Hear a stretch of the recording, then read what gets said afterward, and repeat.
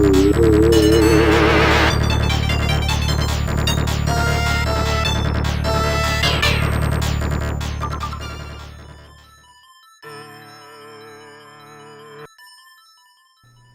was originally released as Rastan Saga in Japan, hence the Rastan Saga title screen on this arcade version. So back in 1987, Taito decided, we'll get in on the old Conan the Barbarian scene, and this is where Rastan came from. So as you guessed, it's a fantasy based side-scrolling action game. The player controls a barbarian who has embarked on a quest to slay a dragon. While on his quest to the dragon's lair, Rastan must fight hordes of enemy monsters based on mythical creatures. The strange thing about the Japanese and the Western versions is that the Japanese version actually has a story to go with the game, whereas the Western version does not. I wonder why they decided to remove it. It's in English anyway in the Japanese version.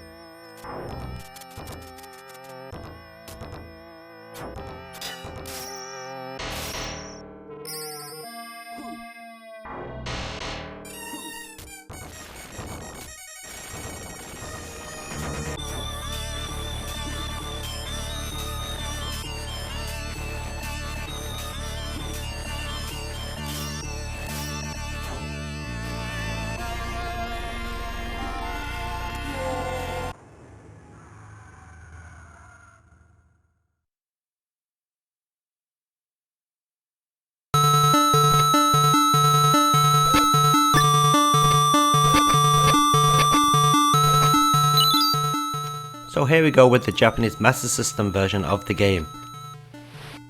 Now Taito actually ported this to the Master System themselves, and knowing quite rightly that the Master System couldn't really handle the arcade game, they've sort of redesigned this version. The same basic idea is the same.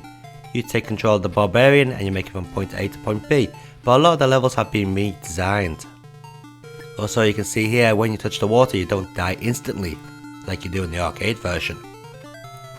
The graphics are okay for the Sega Master System. I mean, they're nice and colourful, and the scrolling is a little bit choppy though, which is a bit of a shame considering this game came out in 1988.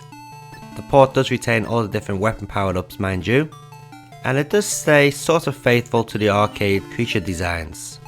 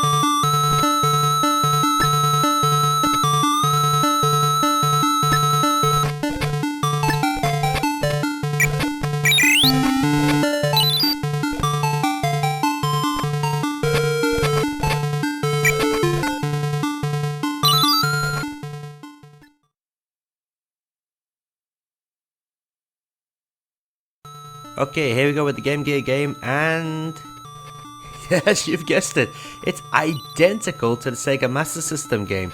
In fact, it is the exact same game. All Taito have done is stick the Master System game code onto a Game Gear. That's it, since they are basically the same machine. I'm sure they've had to do a little bit of tweaking here and there to get the game to run, but apart from that, it's the exact same game as the Sega Master System version, which, as you can tell, looks bloody awful when you play it on a Game Gear screen. Normally Game Gear games are reprogrammed or slightly altered to look a bit better on the Game Gear's lower resolution screen, but not Rastan.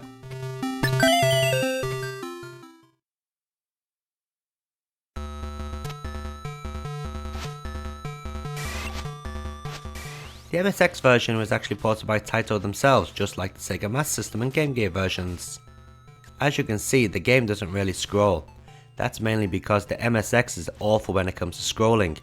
So Taito have decided to go with the old school approach of going from one screen to another. It sort of works quite well. Graphically, the graphics are pretty impressive. This is running on the MSX2, by the way, not the original MSX. Good use of colours, and the graphics are also pretty detailed. The game itself is sort of based upon the Master System version of Rastan, not the arcade, which is no bad thing. It still plays like the arcade game, I guess.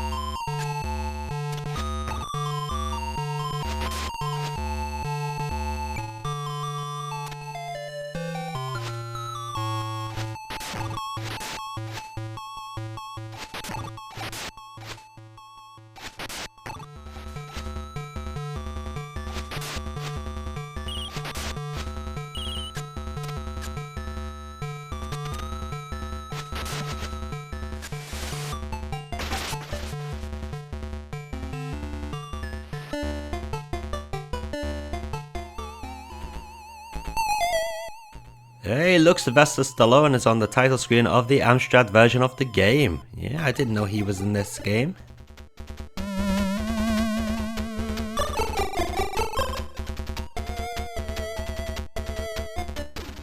Okay, so the home computer ports were all distributed by ImageWorks, a company renowned for releasing crap. And as you can see, this Amstrad CPC version of Rastan is pretty much rubbish, yeah. The gameplay is extremely slow, has awful lag on the controls, and sometimes it's pretty much unplayable when you gotta jump from certain platforms to another, all thanks to the dodgy controls.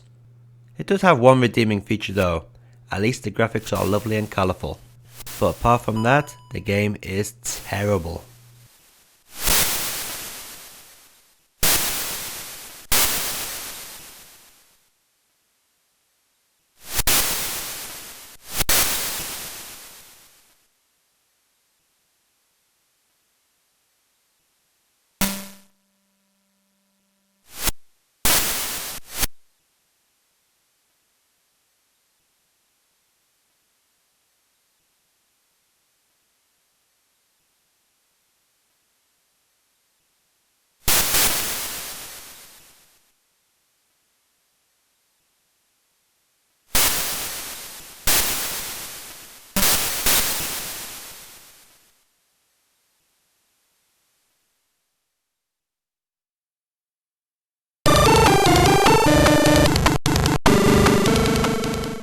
So just like the Amstrad version of Rastan, the Spectrum version is also pretty bad. At least this time it runs a lot faster and a little bit smoother than the Amstrad version, but the game itself is still not that good to play. One of my biggest problems with this version is the fact that the characters or the main sprites blend in with the background at times, making it incredibly difficult to see who the hell you are or where you are. It's quite a shame really, because the controls aren't that bad. They're a little bit sluggish, but if you could see where you were going at times, that would have made the game a hell of a lot better.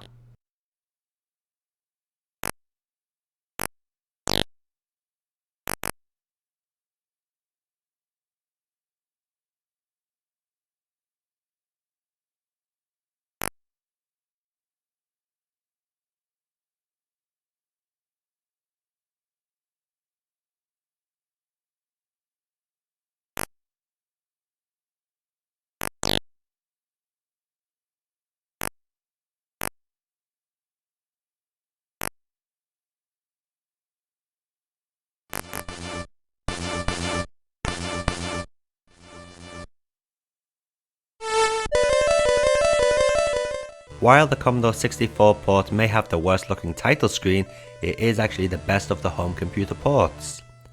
Just like all the other home computer ports, you have to push up to jump while your fire button swings the weapon.